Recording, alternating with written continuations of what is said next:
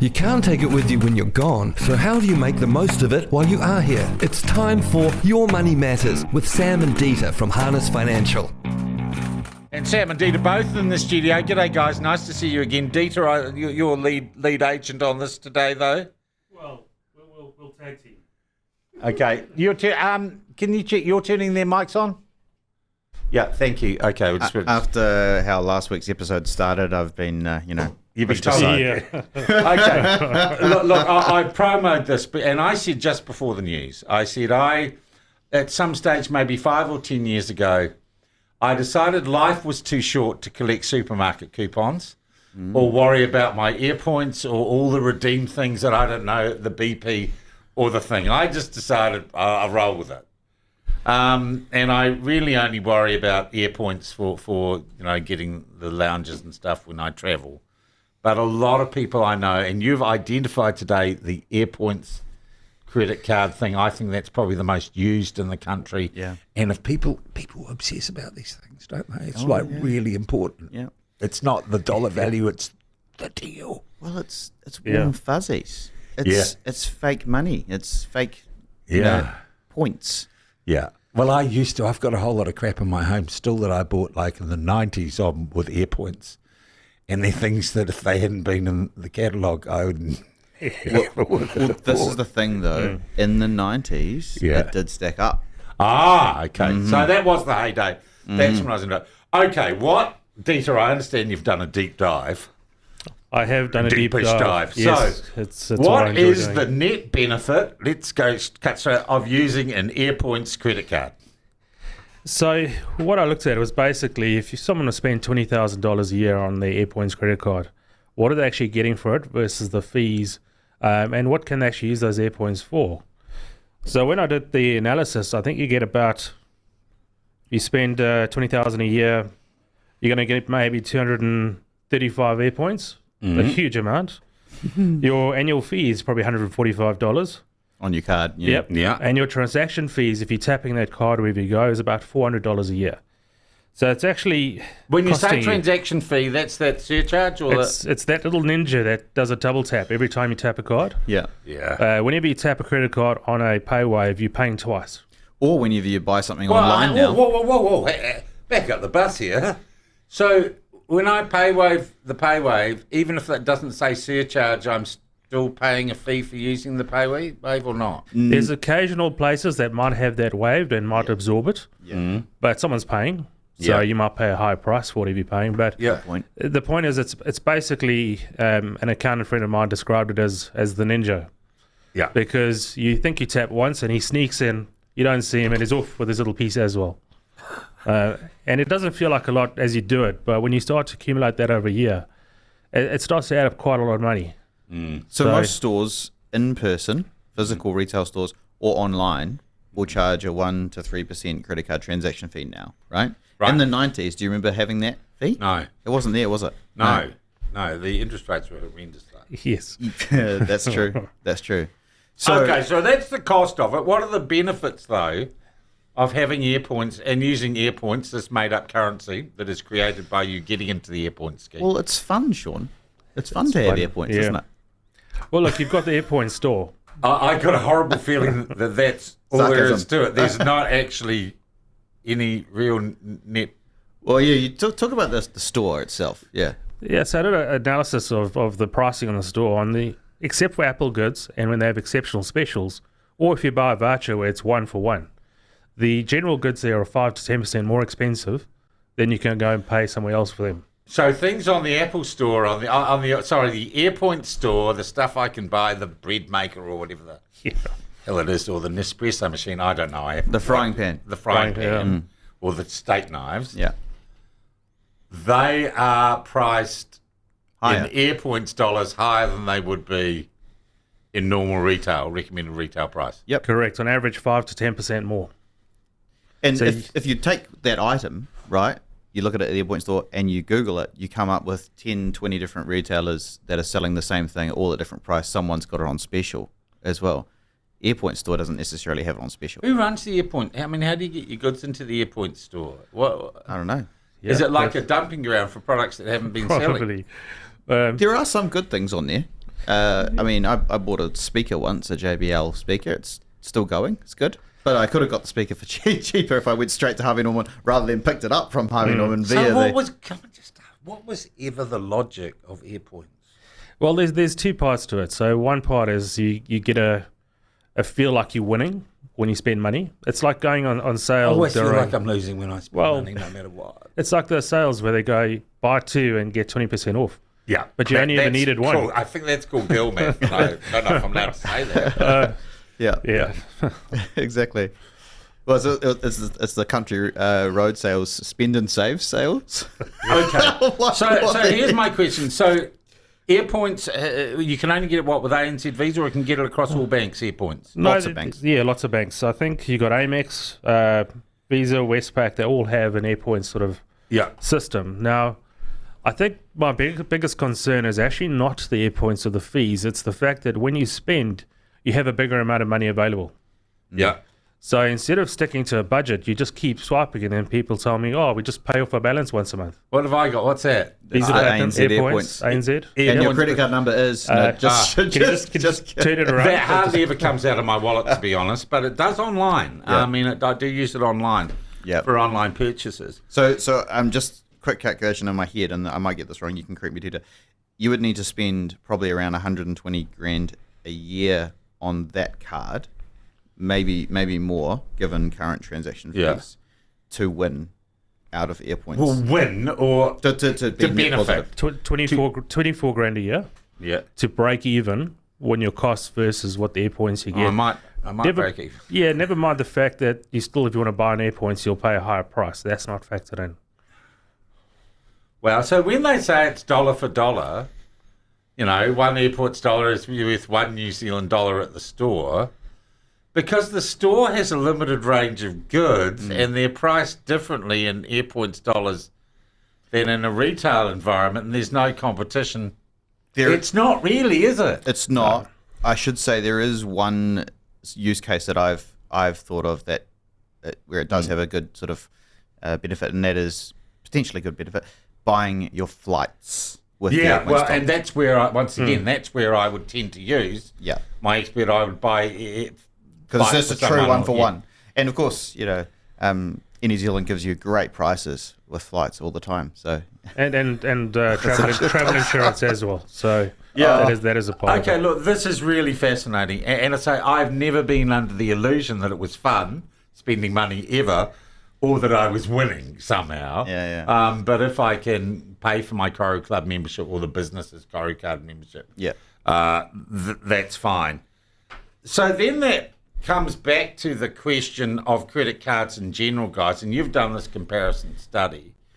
How many people do you think go for Airpoints above other credit cards, and are there better options if you're gonna, in the cold hard light of day, analyse how a credit card works? Are there better options than the Airpoints thing? Because I must admit, even in my head now, I'm slightly hardwired to think it's got some bonus element to it if I've got a credit card associated with that.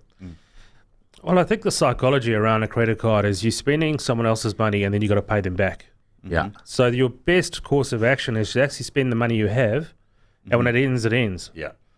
Because you're operating in a deficit. So, and coming back to the idea that if you wanted to buy that JBL speaker, just because it's on the Airpoints store, and you actually equate that to taking a whole lot of cash, going into a Noel Lemming and paying for it, you'd think twice. You'd be like, ooh, do I need it? Because you feel a loss.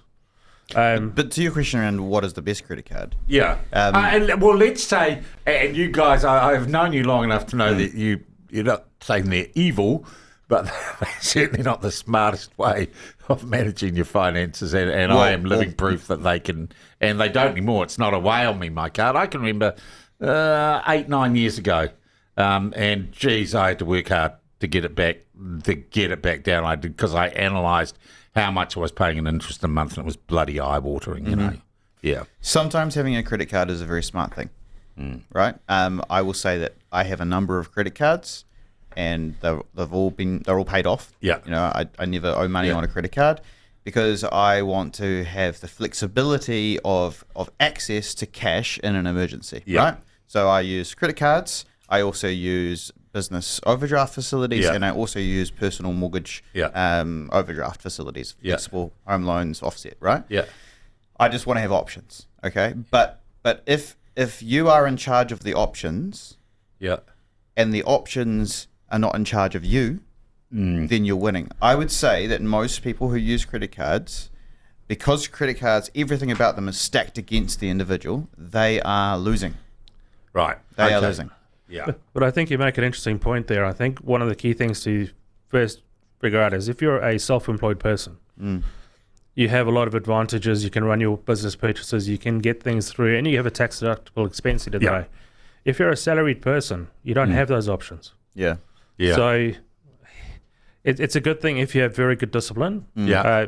But it's like a revolving credit Yeah. or a mortgage. It all seems great unless you just spend and you think you Yeah. have money, you don't have it. There are some credit cards that have no fees. Yeah. But you got to play the game properly. You know, for example, you must do something like a transaction a month, Yeah. or something to not pay the fee. You know, and then you have to remember to pay that thing off. They often also have schemes where you change credit cards and they'll pay off your debt and not charge you any fees or something. That's quite a common sales. Credit card balance transfers, most banks offer it. They all have specials. Some banks give you 0% for 6 months, 0% for 12 months, 1.9% for 12 months. If you are clever and disciplined, you can basically apply to one bank to take all of the balance on your credit card and move it from one bank to the new bank, and then you get this interest-free or low-interest deal for a year. But the caveat, and you must understand, is that if you start using that credit card, you're getting charged. you are getting charged. Well, you're not going to be paying off that debt. You know. Yeah. But what I would say is the reason you're transferring that credit card balance in the first place is because you have a debt in the first place. Yeah.